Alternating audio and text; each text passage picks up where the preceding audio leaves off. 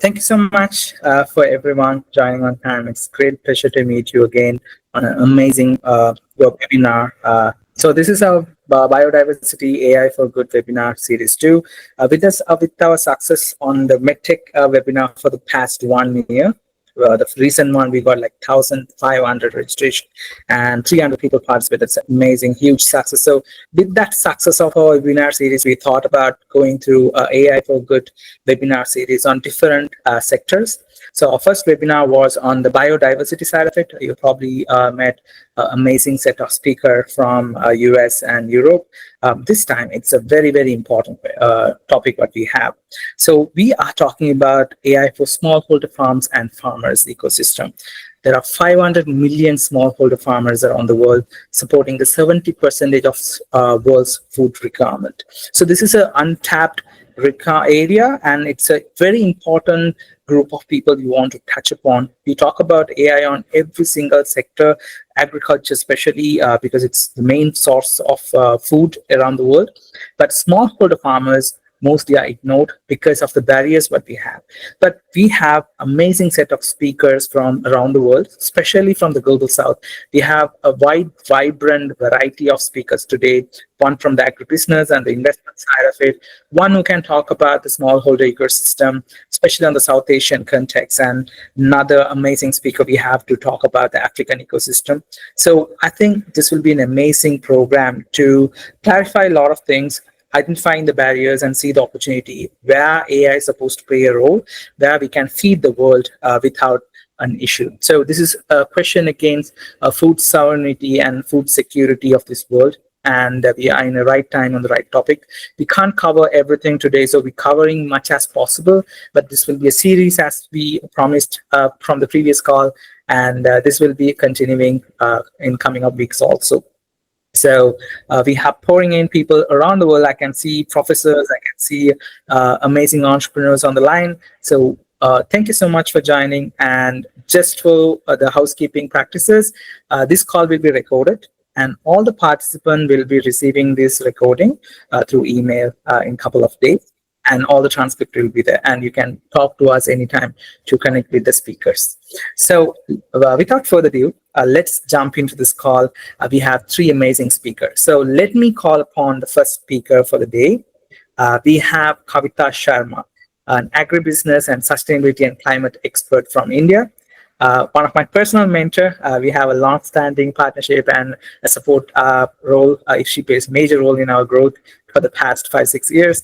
So Kavita Sharma is an agribusiness and sustainability expert with 15 plus years of experience supporting agri-startups, FPOs, climate resilient enterprises. She specialized in sustainable financing, incubation programs, and policy and innovation, and then empowering grassroots communities.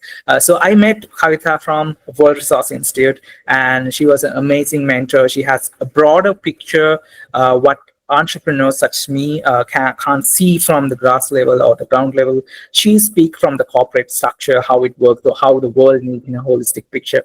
I'm more than happy to have Kavita today. So Kavita, over to you. So we have two special questions to discuss. Let's start with the first one. So Kavita, so you closely working with entrepreneurs like me on the agri-tech ecosystem, and working with investors, working with grant programs and millions of dollars worth funding. So can you share some moments and your experience on to revealing the transformation of AI? What kind of role AI can play in this sector in a holistic picture on the smallholder ecosystem, and what are the opportunities and where you see the gap need to be filled and how it can transform? Give some lights from your perspective. Thank you, Miller. First of all, thank you so much for the kind introduction. And I would like to tell to the audiences and the stakeholders over this call that I have been in touch with Miller and Shen's Agro since last 6 years, and it has been a great experience. And whatever small learnings and experience I carry through the work that I have done in this ecosystem, I would try to address the questions and would try to put the perspective what I have seen in the South Asian context largely, and particularly in Indian context. So if I have to start with the potential of AI, first I would like to obviously share the challenges in implementing AI at scale.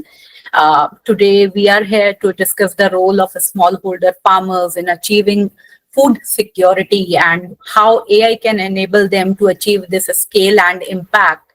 So as we know that the global south, especially, I would like to quote that they have their own challenges in terms of scaling up agriculture through the smallholder farmers. You have already quoted the numbers around how many smallholder farmers are there around the world. And particularly if I talk of the Indian context, 85% of the farmers belong to small and marginal category.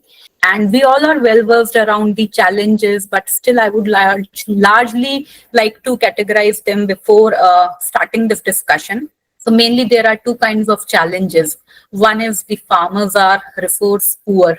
When I say resource poor, I put all the challenges, the struggles which they face in terms of accessing the finance, accessing the agricultural inputs, accessing the agricultural marketing infrastructure, from planning their planting cycles to harvesting, and then ultimately realizing the economic benefit out of their produce.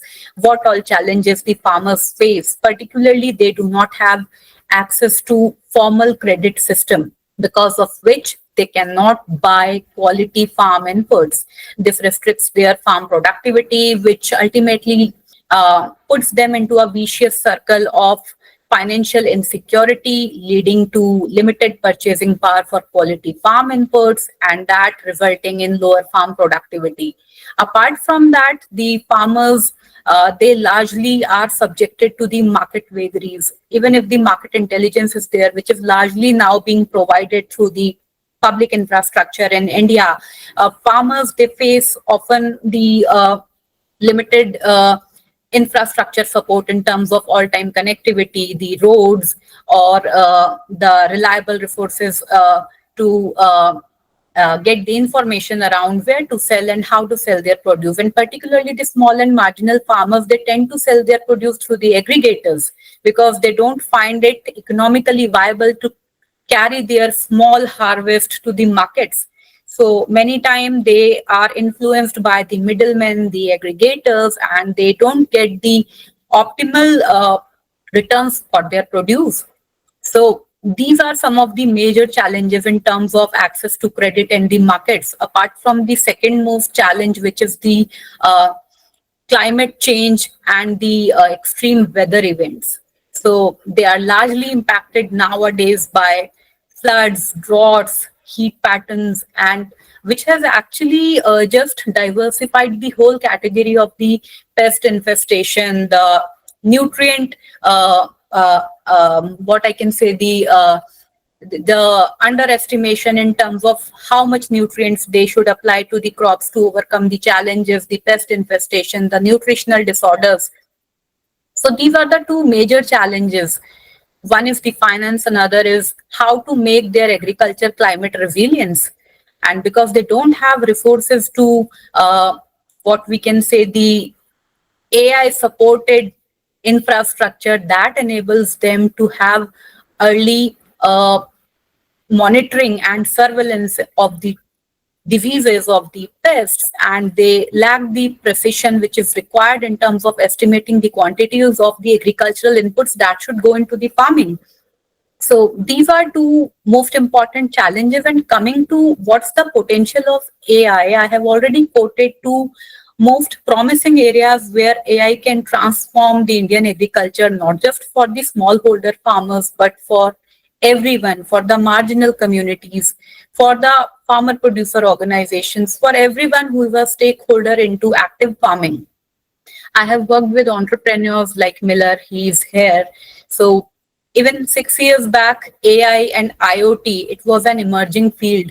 People were trying to understand what scope it has. But now that we have successful demonstrations and examples on ground, both from the public, the private sector, especially the innovators and the startups who are coming up in this space, I think precision agriculture and monitoring the plant health and pest surveillance. These two areas, they carry immense scope for AI. And I'm happy to share any specific examples or any further information if the time provides. Thank you, Miller. Thank you, Kavita. That's definitely an amazing roundup you have given up. So so since Kavita is coming from the corporate aspect and the investment line, so you can see where these investments are looking at, what are the opportunities they are looking into invest, especially on the smallholder ecosystem.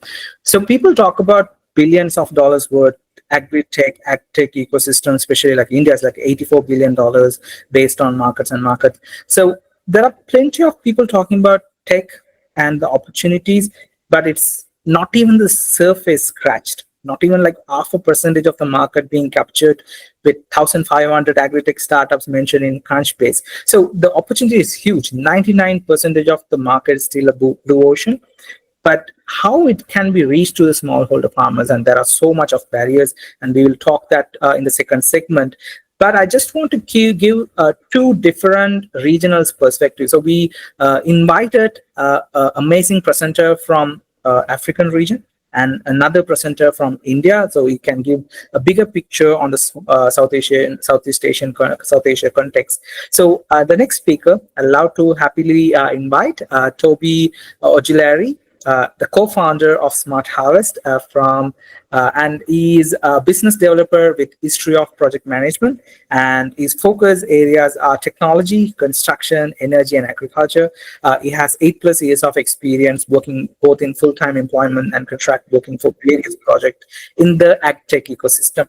So he created a company with group of like-minded individuals focused providing technological advancement in the agriculture sector, especially in the African region. So allowed to get amazing insight. It will be a light for our audience today to get a different perspective from the African region, how this smallholder farming supposed to be transformed, and how AI can play a role, and how your aspect would be supporting on. There's your money, your bet is all about. Toby, over to you. Okay, hi, good afternoon, morning, evening to everyone who's on the call. So like you said, we'll be speaking on smallholder farmers and basically the challenges that they're facing, specifically in the agriculture sector in Nigeria and Africa as a whole.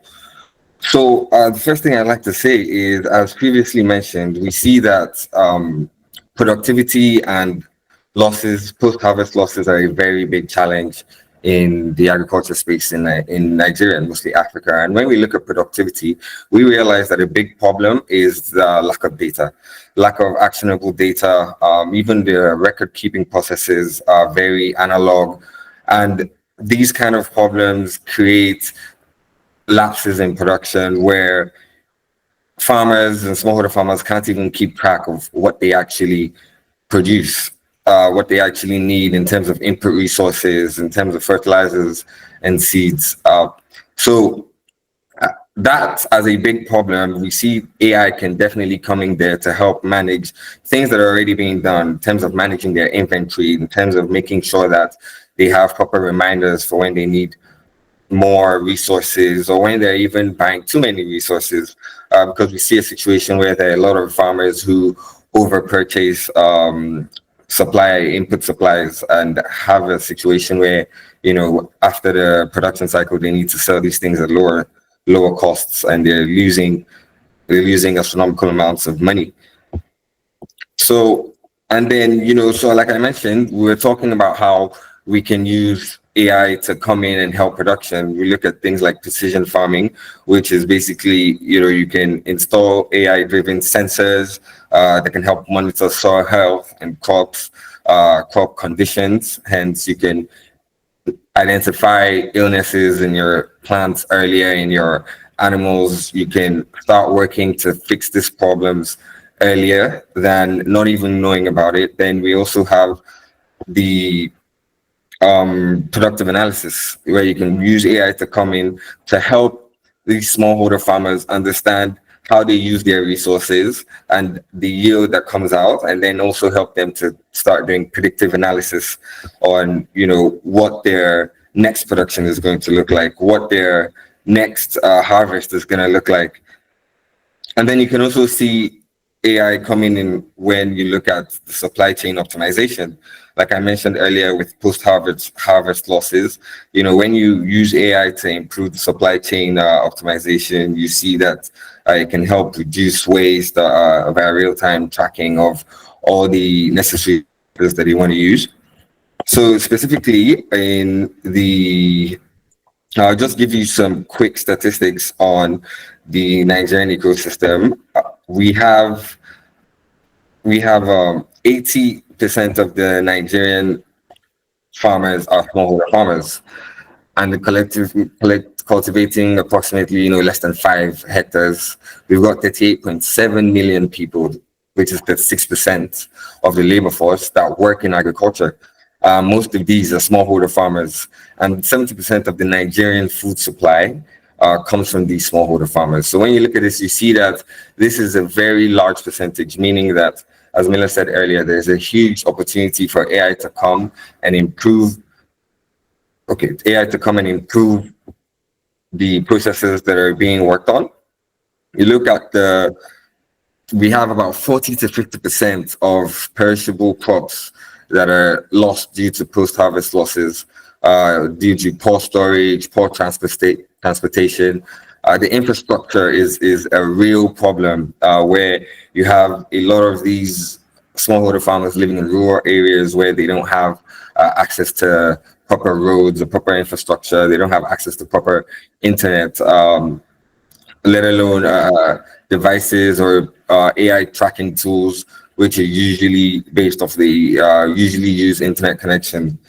And then there's also the problem of access to financing. A lot of these smallholder farms, we're talking about access to financing, where in finance institutions would do due diligence. They need specific data to know if it's even worth funding a farm. But these farmers don't even have any way to properly structure and keep their data or even share their data. So we see AI coming into this space to help improve all these levels, from post-harvest losses to data tracking and data monitoring, to even your soil tracking, soil monitoring, plant health checks, pest control, and other items like that. So I would say hand it back over to you. I think I've covered. Yes. Yeah, definitely. Thank you so much, Rob. It's a great light you have given in a different perspective. So it's interesting that the percentage you mentioned about smallholders in Nigeria, which is very common. I think we talk about like thousands of kilometers away, Sri Lanka, India. We share very similar stories where 80% of the farming ecosystem is smallholder farmers, and access for finance, what Kavita mentioned in India.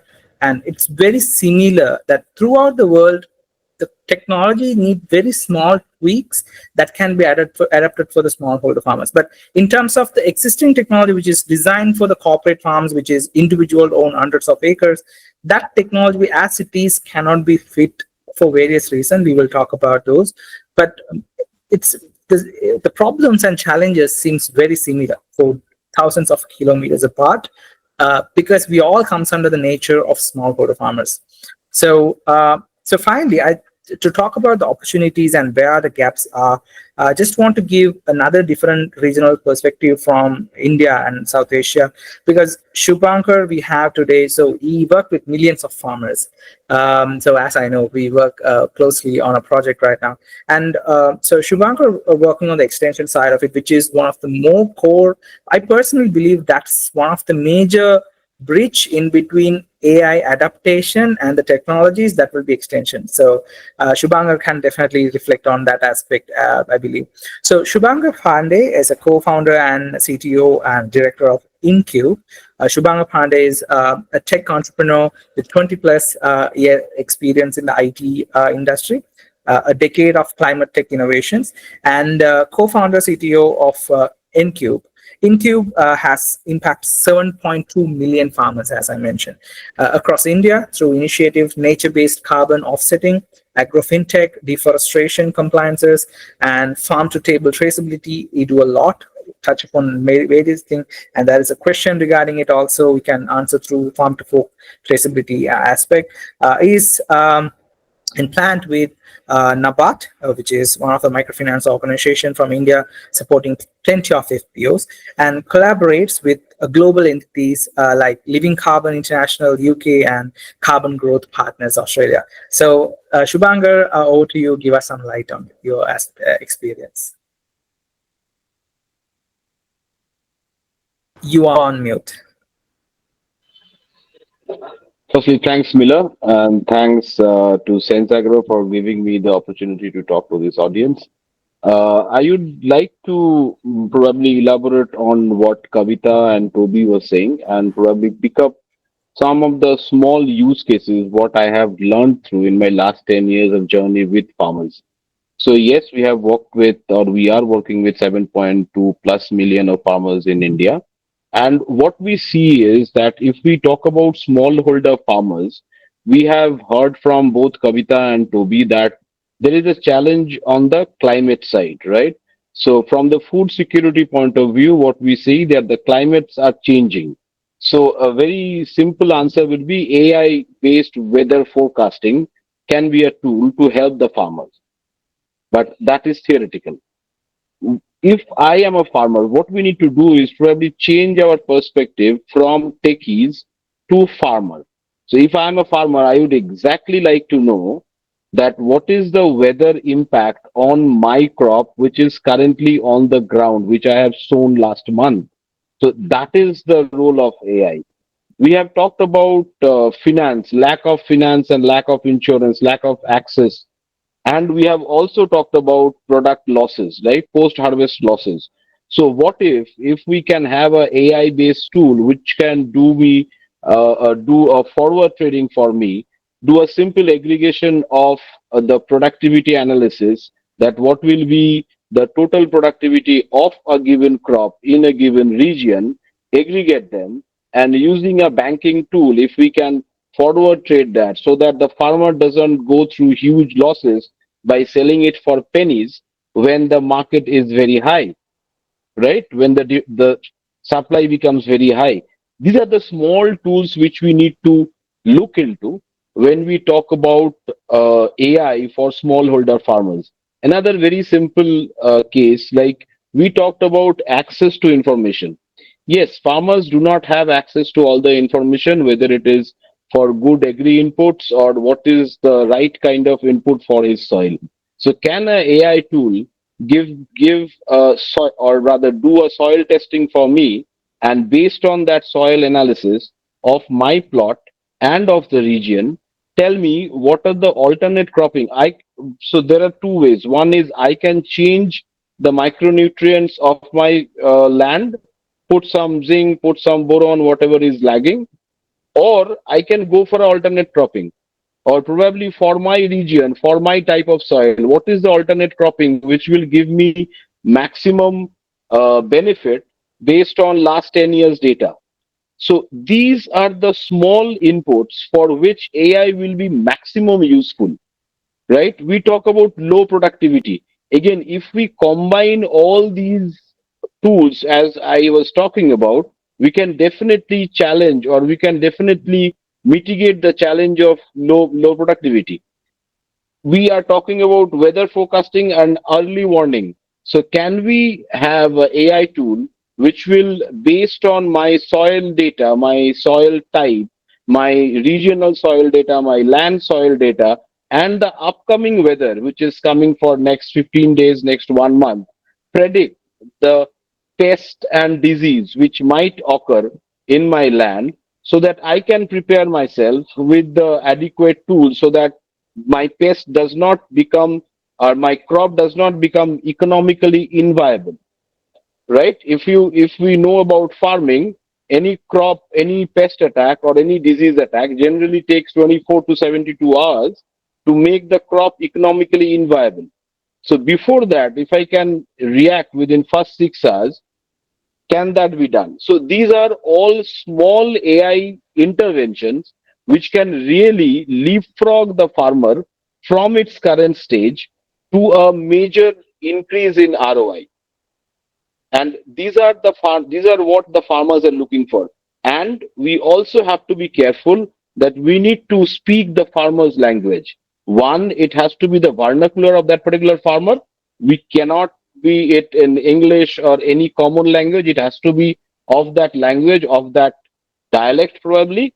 And thereafter, we need to make sure that they understand what we are saying. Even if that particular vernacular language, we might be using terms which they might not find very, well known to them.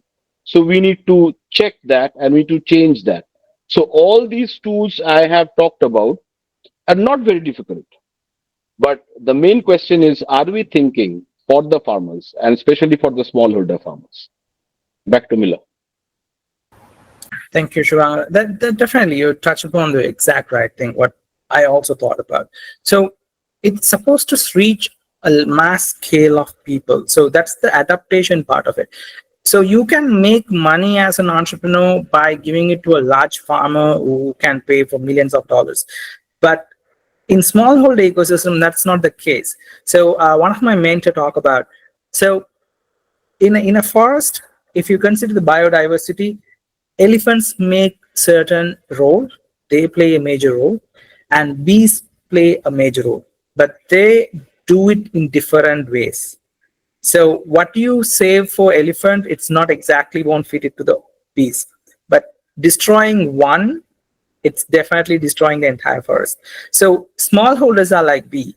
We work as a team. We share resources. We are bound under policies, which is subsidies and governments and buyers and various things.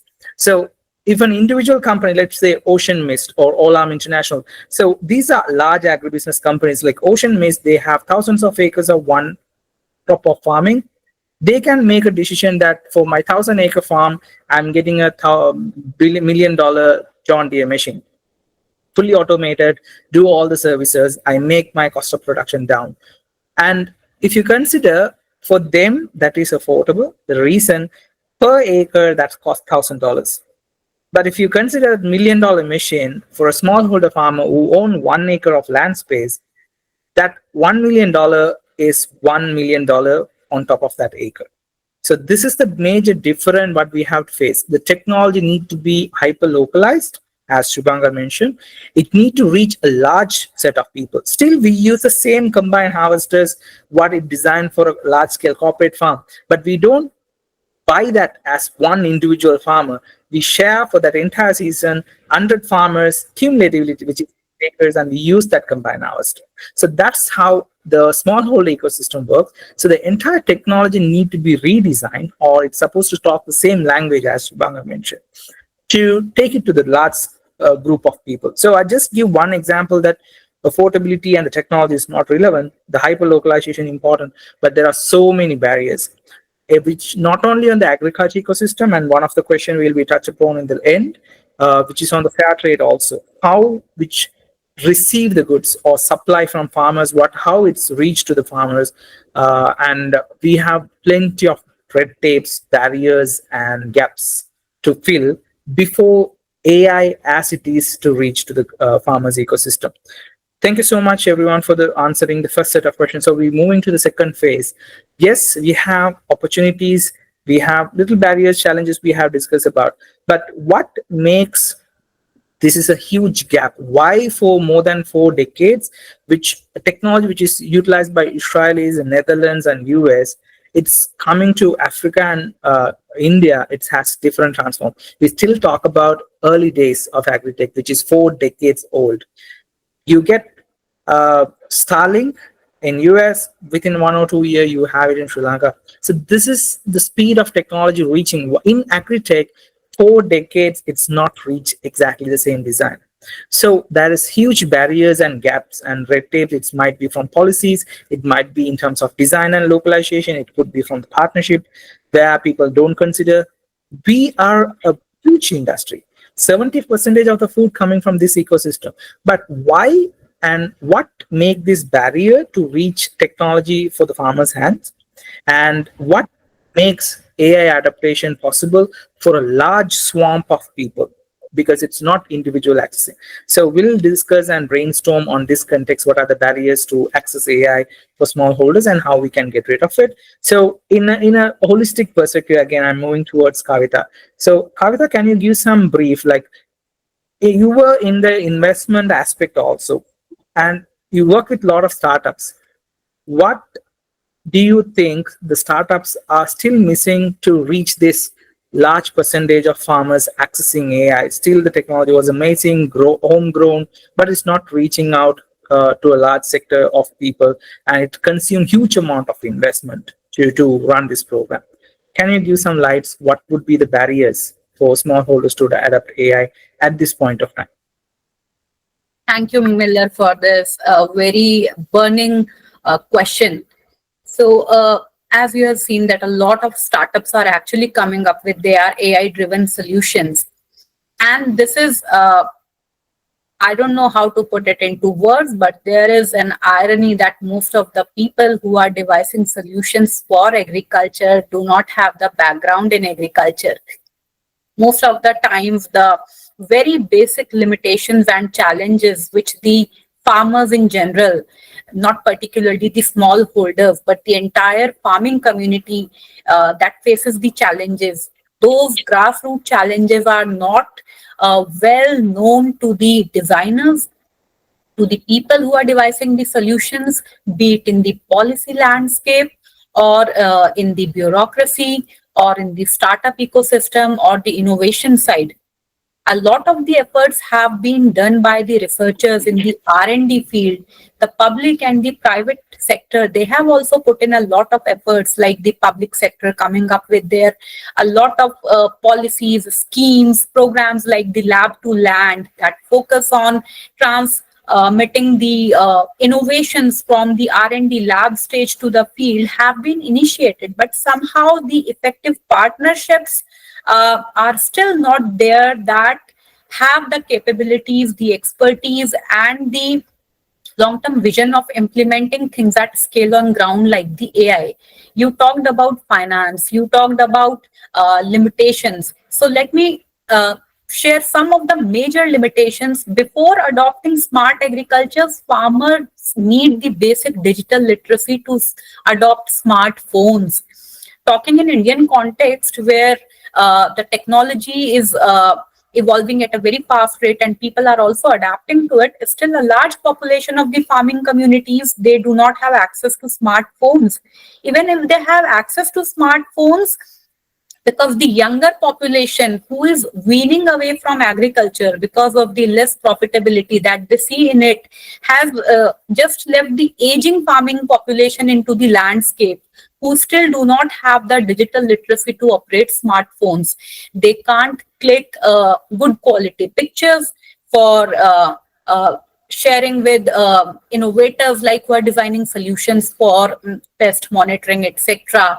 Farmers, they are not able to text. They need more support in terms of the visuals or the local vernacular languages or voice supported features, which Shubhankar also emphasized. So digital literacy, and even if they have the access to the smartphones, most of the time India is such a monumental, in India it is such a monumental task to ensure that you have the connectivity 24/7 across all weather, across all agroclimatic zones, and ensuring that the right kind of digital infrastructure is in place. So a lot of solutions are coming up, but still fixing the very basic infrastructural and structural things on ground, that is the most important thing we are aiming to solve. And in fact, the government is coming up with quite ambitious projects like the BharatNet, which aims to target all the villages through good quality internet connections. And second thing is that the solutions, they must be affordable, right?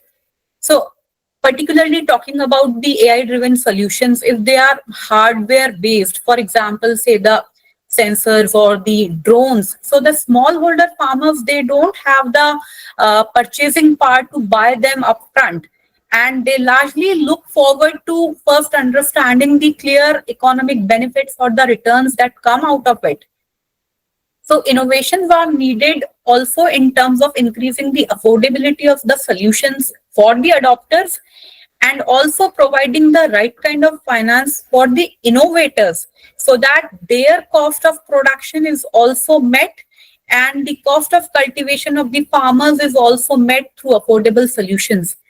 So we can talk in detail about this, but I think a lot of innovations are happening in the finance landscape also. A lot of microfinance institutions, they are coming up, they are evaluating these innovations, and they are trying to come up with different models to support the farmers in buying these solutions from the startups, from the innovators. And we can also talk about successful partnerships that are required in the financing landscape from both the commercial investors and the philanthropists, the ones who provide concessional finance. So concessional and commercial finance through the public sector, through the philanthropies and through the commercial sector, it has to definitely come up to scale up these kind of solutions. So at this point of time, I would like to stop here and would like to know more from you and the fellow speakers and the audiences if they would like to understand any particular issue which I think I can contribute to in making them understand how it works. Sure. Thank you so much, Kavita. I think you touched upon one of the important points. Entrepreneurs and see an opportunity, they just jump in without a proper understanding on how it works and the right team and right partners.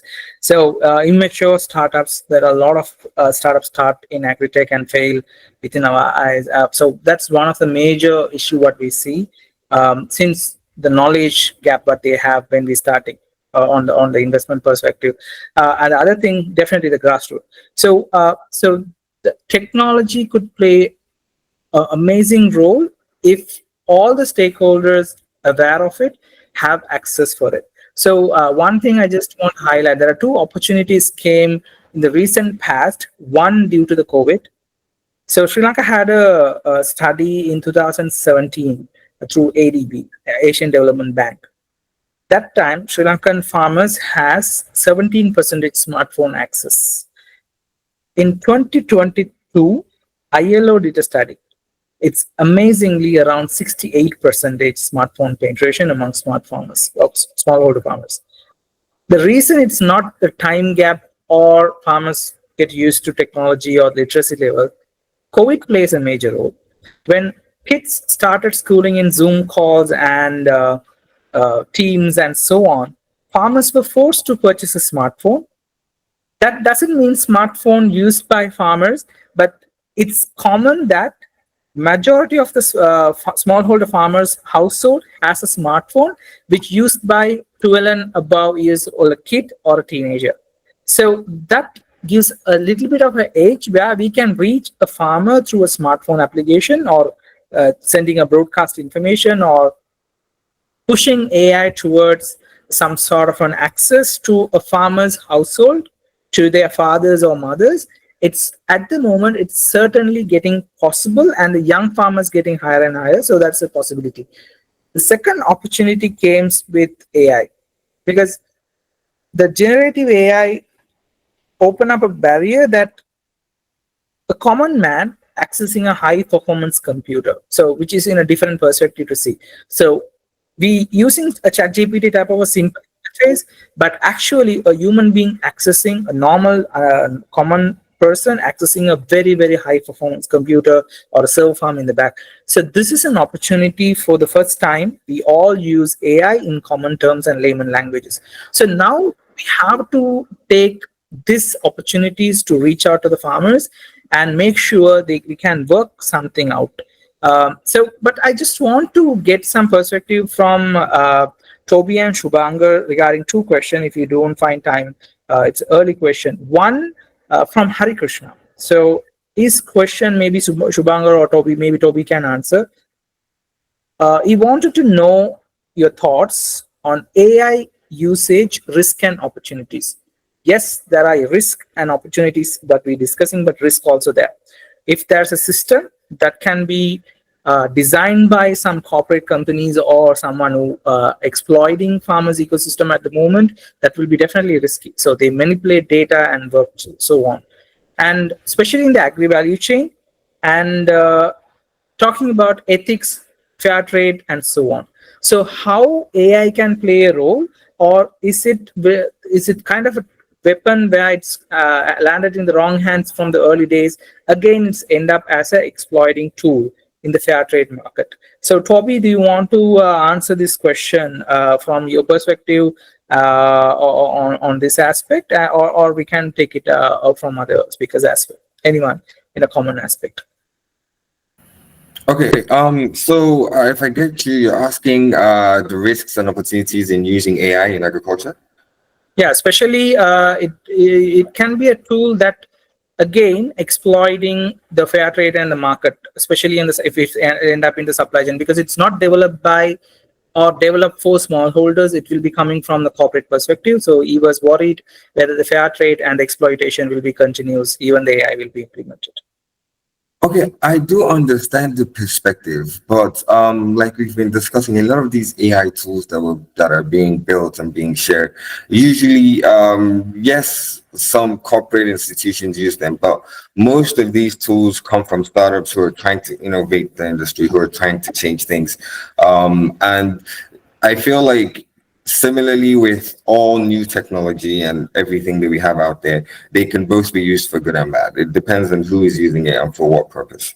The risks that are involved, I feel like there are also laws, policies in place to help manage these risks, as well as similarly like data protection laws as well that are used to manage these risks with AI. But like I said, I see the AI risks as a subset of technology risk. And technology risk has always been there. It's why we have cybersecurity. It's why we have companies dedicated to providing cybersecurity restrictions and protection for different companies. So I think that's my take on the risks and opportunities. Sure. So let me top up onto that. As Toby rightly mentioned, this is common in every single sector. Since we're working closely on the medical ecosystem also with the webinar series, so that is one of the important question: who going to moderate this? The decision, a remedy, a treatment suggested by AI, going through all the data and going through your personalized medical record, but suggesting a remedy, it's not eligible, or it's not something an AI can push immediately. It will violate all the IPA compliances and FDA compliances, NHS compliances, and so on. So GDPR as well. So similarly, in agri-tech or whatever the sector, if it's an agri AI working and suggesting certain things, or ease up or making efficient a supply chain, that need to be audited, that need to be moderated. If there is a fair trade happen there, you probably know there's a fair trade certification process for every single region, and that body supposed to work through if this supply chain is working on an AI. If they can claim this AI model suggesting, no, not yet. We are not yet 100% accepting what AI is all about. AI is just a tool, just like you have a hoe or a steel plow we're using for agriculture. This is another tool which is helping to make it efficient. But just like we take safety measures, there's supposed to be an auditing mechanism, there's supposed to be certifications to take it forward. So that's my take. The risk is always there, but imagine the efficiency what we have if it works in the right way. So one of the example, a concept which is pretty much practiced in the South Asian context, called private agricultural mandi. We also reverse engineer a little bit on that context towards making some decisions through our matchmaking platform. So one of the major barrier for perishable farmers, they have only 3 days of shelf life. They produce, within 3 days it gets spoiled. There is no certain amount of storage facility or cold supply chain which is enabled in this part of the world. So they suffer. Buyers are smart. Again, the same scenario comes in. They come in the second or third day, just 1 day left in your shelf life. You have to get rid of your production. They go for half of the price point. So usually this happens rotation after rotation. So private agriculture mandi, which is they predefine what they goes to the market. They produce exactly what they are determined. So for an example, if there is some private market, if you have 1,000 farmers in your FPO, they will decide this 50 farmers doing potato, these 50 farmers doing tomato, and so on. They make a decision. So end of the harvest, they know after 3 months time what their market will hold, and they know this idea way before. The yield estimation is on their hand for certain extent on the day one. So they have 3.5 months enough time to find a buyer and work with the pricing and everything before the harvest happens. They are not dependent on the supply chain. So this is a simple example how data can play a role in terms of decision making. So if the data plays properly and AI can give an efficient decision making power, that will be a game changer. But auditing, it's must, just like in any field. So that's just an introduction. So yeah, so Toby again, so on your take on the challenges side of it. So what is the barrier why the technology is not yet reached to the smallholder for 4 or 5 decades, which is already available in the Western world? What do you see as a gap and how we can overcome that? Okay, so the first thing I would speak on is let's look at the adoption rate of smartphones, like was previously discussed. Even if smartphones are being adopted more and the rates are increasing, we see that in Nigeria, for example, about 48% of all phone users are still on the 2G network. They're still, and I think it's about 30% on a 3G network. We've not even spoken about 4G or 5G. This goes back to infrastructure. Like I said earlier, like alluded to, I don't really believe that AI adoption in itself is the problem. I think it's the tools you need to leverage AI that is the issue. Just like smartphones, just like the infrastructure in terms of access to internet and network, even having network on your phone to be able to do these things, that's where the real problem is coming from. And once solved, we still see that there's a problem with 2G networks, 3G networks, which are really slow. So the opportunity there is that you can definitely, what we do in my company is that we've built a method where you can use text messages to update your forms on our application. You can use text messages to update the information, basically using USSD codes where you just type in your code, you put in the relevant information as directed by the formats, and then it can help update what you have on your profile. Another thing is where we have static and dynamic systems where similar to how OneDrive works, where you can work on a document when you're offline, but once you're done working on the document, it uploads to your cloud.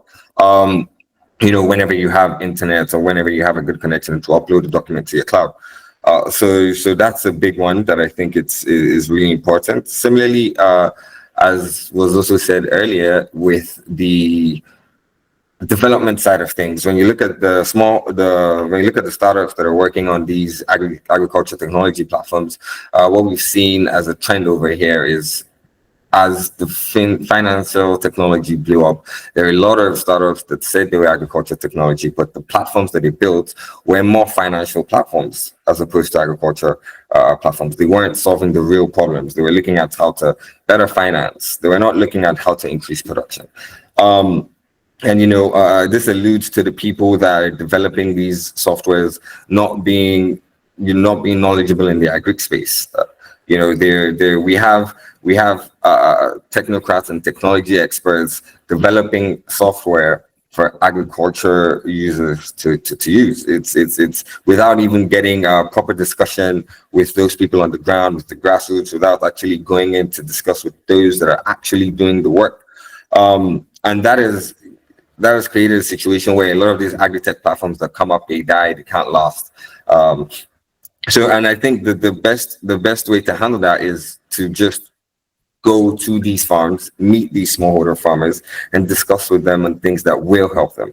The literacy issue is a problem, definitely, but then here we have a system where we have a lot of big corporations use outgrowers, where you have a specific community and there's a community representative who is usually literate, both digitally and also in terms of using digital tools, and also the illiterate. So these people then coordinate all the illiterate farmers and all the community personnel that's gonna assist with the production. And with that, we've been able to reach more people, because when we come into partnerships with these companies and then with extension workers, we can have extension workers that are literate handle the heavy lifting when it comes to digital interface, when it comes to putting in the information, when it comes to taking these pictures that we need, when it comes to doing due diligence to make sure that the farmers are actually doing work. We have literates who are managing the illiterates, while we also offer educational programs where we can educate those less knowledgeable on the basics of agriculture, the basics of farming, and then also the basics of using their smartphones and their digital devices. So those are the three main problems I see, and how we've been tackling them from our perspective over here in Nigeria. And the Nigeria can be taken as a sample of what's really happening all around Africa. So I'd like to pass it back to you, Miller. That's what I have to say. Thank you, Toby. Definitely, you cover a lot of area, Toby. I think that's amazing. You can give a perspective from Nigerian perspective, because that's the largest economy and it's growing very fast, and it can be definitely a representative of Africa. And the points you mentioned, it's amazing that getting two different regional perspective, whatever you see, which me and Shubhankar handling in day-to-day basis. So it's very, very similar. So that's the exact context of smallholder ecosystem. So it's good that a common practice and common problems what we have, where the solution can be common, but the problem, the sad part, it's still there for 500 million farmers. The problems are still there. So the last note. So we have Shubhankar. So we have 5 minutes, Shubhankar, for over to you. But I just want to touch upon, you are the right person to talk about this as well. There's a question from the LinkedIn Live. Where are you getting the data necessary to train your models for AI? If you can't answer this question, the AI conversion will be a moot point. So this is a very, very important point. Yes, we also struggle a lot. So extension services are the only hope what we have. We generate our own data, and with the limited wrong, false data what we have fed it in the initial, and we correcting and normalizing with real-time data which is coming from extension services. And yes, certain amount of digital data is available.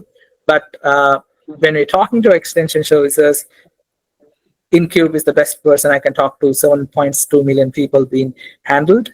So Shubhankar, over to you. This is a question for you, where you find the data to train your models, and or else it will be a problem, and take away from there where the gaps and how we can take over. Sure. So yes, so the ground level data, there are two types of data what we are talking about here. One is probably overall data set which can cover some of the demographics data, some of the crop related or land related data. Then there are satellite imagery data, IoT data.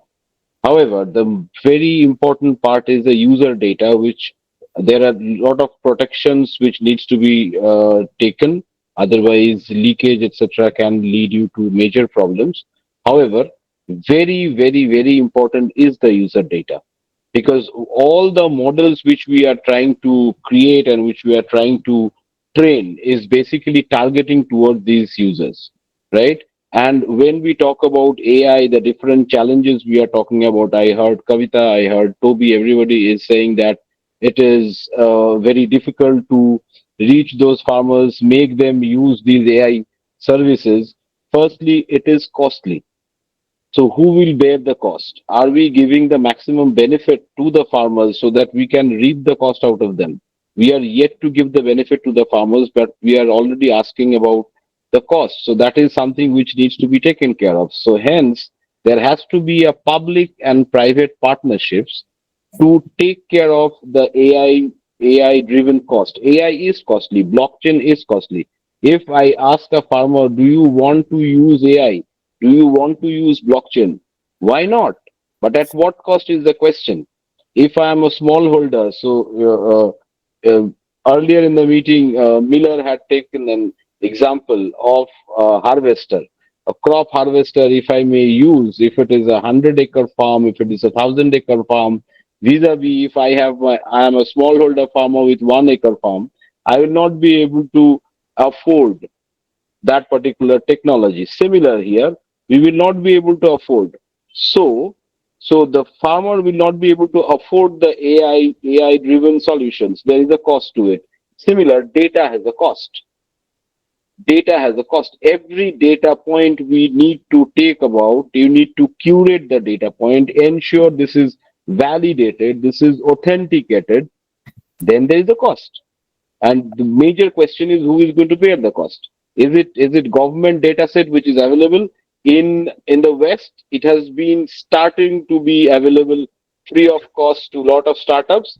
India, we have some of the public data sets. There are data.gov, etc. In Africa, they are starting to create data sets which is by some of the governments, not yet by all or not yet by most of it.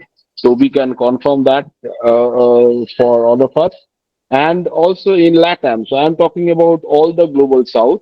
If we put together, not many of the governments have taken the pain to make the data available, although they might have a lot of them, okay, available in their files and in their databases and in their whatnots, but to make them, to curate them, to make aggregate them and make it predictive analysis, ready for predictive analysis, if I may say so, and then make it available on a public domain is a very important task that is yet to be taken up by the governments. And so the question which has been put up is that where do we get the data? Nobody has an answer today for everything AI is required for. We have for certain cases, we have for weather, we have for some of the soil analysis of some part of the world, we have for some of the demographic analysis for some part of the world, but the whole set of data is yet to be available, and the cost is yet to be on a, it needs some correction. It needs some major correction, if I may say so. So, yes, data needs to be made available by public and private partnership. Data needs to be curated and authenticated before it is made available, and it has to be eligible for being used in our models, in different models which we need to use. So these three things I will leave you with this thought.